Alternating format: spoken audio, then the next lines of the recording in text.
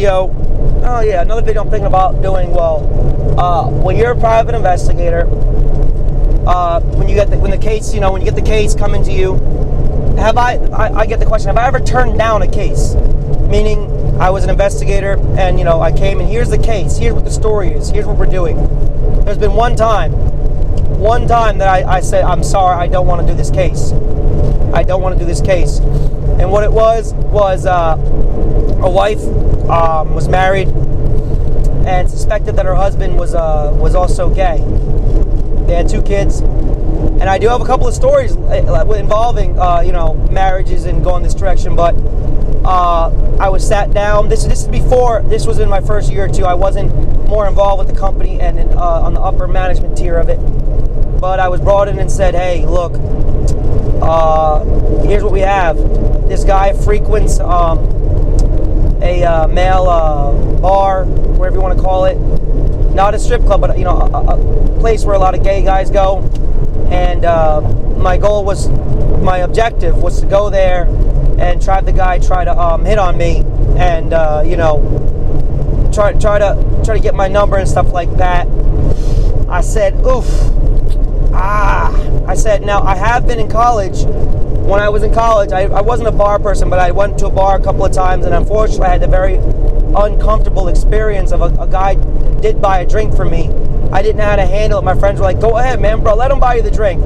Drink it for free. I was like, well, I really don't drink. Like, Dad, I'll drink it. Okay, buddy. And I had my buddies drinking, but it wasn't a comfortable feeling.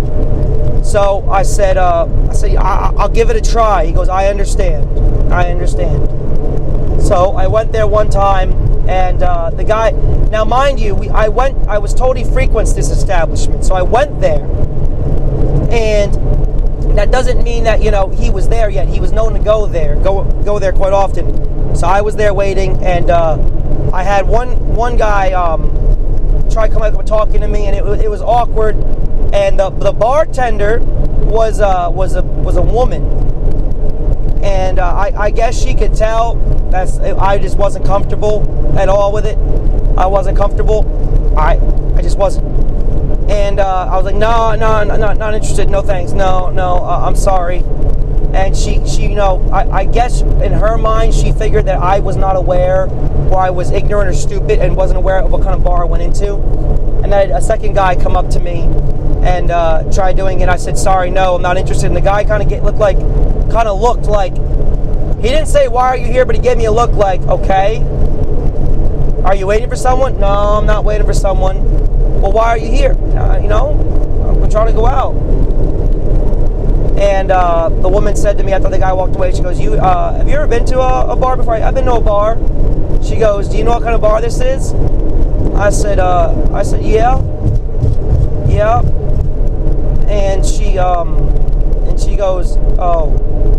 And after I went home, he never showed up. I called him. I said, hey man, I can't do this. Why? Why not? I think you do great. I said, I can't. I said, first of all, I don't feel comfortable. I really don't. I don't swing for that team. I'm sorry. I can't. He understood. He understood. That was the only case I turned down.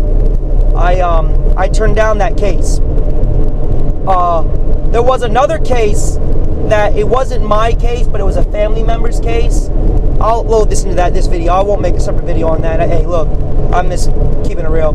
So I had a cousin who was dating a woman who went through a divorce with a very big lawyer, and she was getting alimony, and they were always together, and they come to a family function. I said, listen, you gotta be careful. What do you mean? I said, I already know that you guys are staying each other. I was like, that husband's gonna hire a private investigator. He's gonna be watching you guys. No, I said, hey, I'm telling you, I've had cases just like it, and I would eat this up right now. I'm warning you. I'll eat it up. Be careful. I'm telling you. You're playing with fire. They're gonna watch you. No. I said, all right. I said, I'll go look at your car, see if there's anything underneath. See if they put a unit underneath. But I'm telling you, be careful. You're overreacting. I went and looked into the car. There was no GPS unit. But later on down the line, the guy wound up hiring a private investigator and getting them.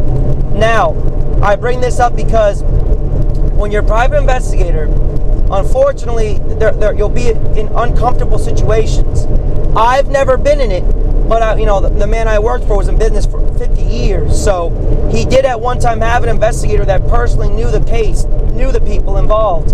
And what you're supposed to do is just decline to work on the case because it's a conflict of interest, because you know the person, because you know the person.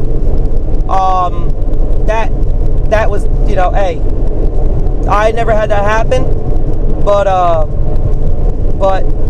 that unfortunately was a case that I would have hate to be in that position.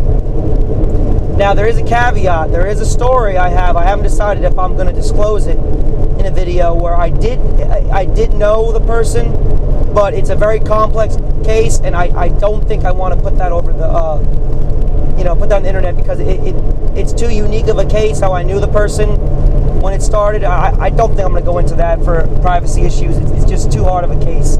Don't think I'm going to go down that route. But I just wanted to give you the story of a case that I basically said no to.